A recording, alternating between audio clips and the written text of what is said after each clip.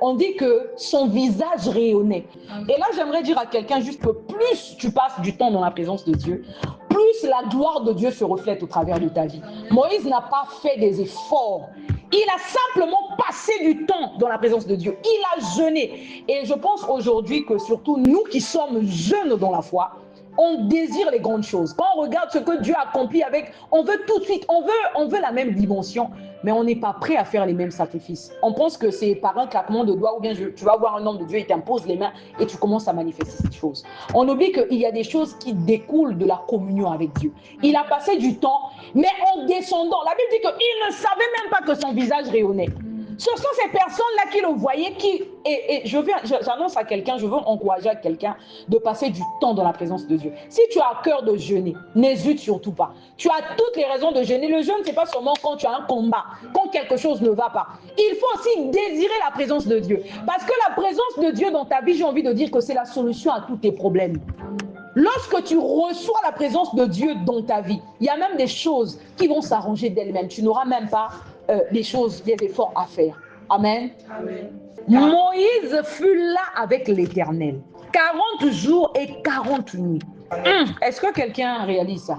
Son visage rayonnait. Et on nous précise pourquoi. On nous dit que parce qu'il avait parlé.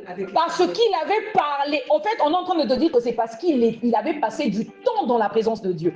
Donc, tu comprends que ce qui se reflétait sur le visage de Moïse, c'était comme un reflet de la gloire de Dieu. Amen. Amen. Amen. Et c'était une conséquence de sa communion avec Dieu. Waouh!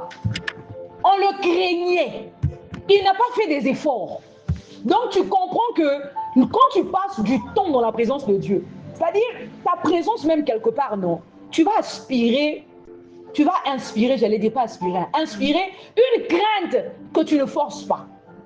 Amen. L'apôtre Théo nous avait partagé le témoignage qu'ils avaient un collègue qui disait beaucoup de bêtises, mais il disait ça à tout le monde sauf à lui. Pourquoi? Il n'avait pas fait des efforts. Tu vas voir naturellement, quand tu arrives quelque part, tu inspires de la crainte. C'est-à-dire, on a peur de toi, pas dans un mauvais sens, mais dans un bon sens. Naturellement, on te respecte. Et en méditant sur ce passage, on se rend compte que c'est quelque chose qui découle de la présence de Dieu, de notre communion. C'est ce que la communion avec Dieu, avec le Saint-Esprit produit dans la vie d'une personne. On acclame très fort pour le Seigneur. On nous parle d'un voile que Moïse mettait. Mais on nous dit que ce voile-là, il le mettait quand il était en face des enfants d'Israël.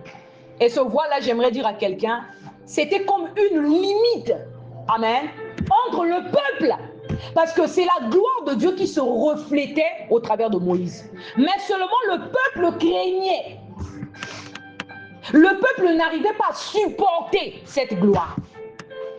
Pourquoi? La dimension dans laquelle Moïse était n'était pas la même dimension dans laquelle ils étaient. La preuve en est quand il entrait dans le temple, dans la présence de Dieu, Moïse ôtait ce voile.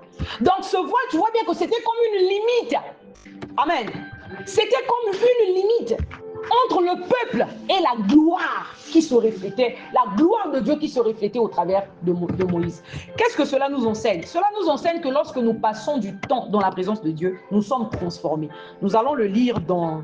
Que quelqu'un me prépare 2 Corinthiens chapitre 3 à partir du verset 6. On va méditer sur ce passage.